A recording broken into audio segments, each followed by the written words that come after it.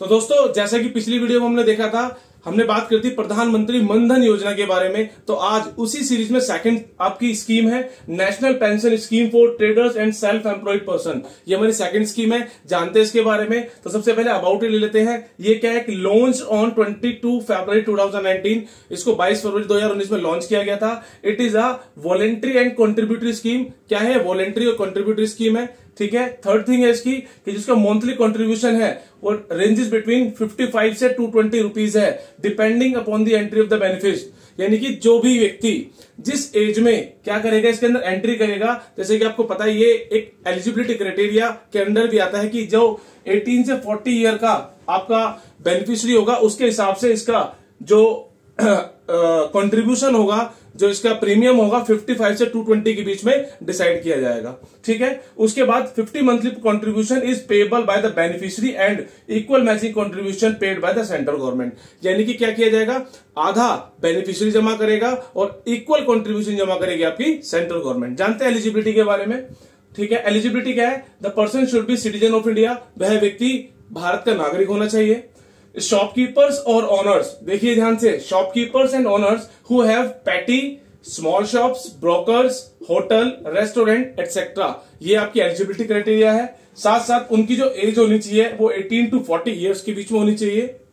उसके बाद not a member of EPFO, ESIC and NPS, यानी कि व्यक्ति ईपीएफओ, एनपीएस और ईएसआईसी का मेंबर नहीं होना चाहिए। आगे बात करते हैं। और उसकी जो एनुअल टर्नओवर है not more than 1.5 crore in rupees होनी चाहिए। यानी कि उसकी जो आपकी जो एनुअल टर्नओवर जो होगी वो 1.5 करोड़ से कम होना चाहिए, तभी उसकी एलिजिबिलिटी मिलेगी। और उसके बेनिफिट्स क्या हो सकते हैं उसके बारे में जानते हैं। तो सबसे पहले बेनिफिट क्या है इसका, under this scheme beneficiaries are entitled to receive minimum monthly assured.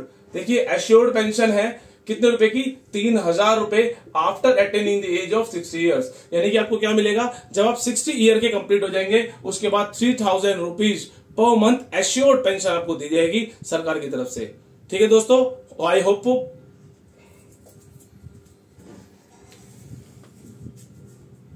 तो दोस्तों अब हम बात करते हैं प्रधानमंत्री जीवन ज्योति योजना के बारे में। क्या है ये स्कीम, कब इसको लॉन्च किया गया, जानते हैं इसके बारे में।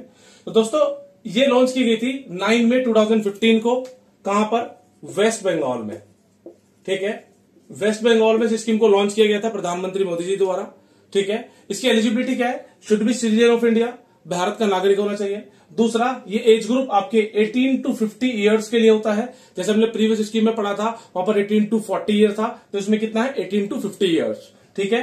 याद रखना इसके लिए इंपॉर्टेंट चीज क्या है कि हैविंग जनधन और सेविंग क्या होना चाहिए, सेविंग अकाउंट विद आधार। ये सबसे बड़ी इंपॉर्टेंट चीज है कि इसके लिए सबसे बड़ी इंपॉर्टेंट चीज यही है कि सबके पास क्या होना चाहिए, या तो जनधन खाता होना चाहिए, या फिर जिसके जनधन खाता नहीं है सेविंग अकाउंट है तो उससे भी काम चल जाएगा, बट उसमें आधार कार्ड मैंडेटरी है।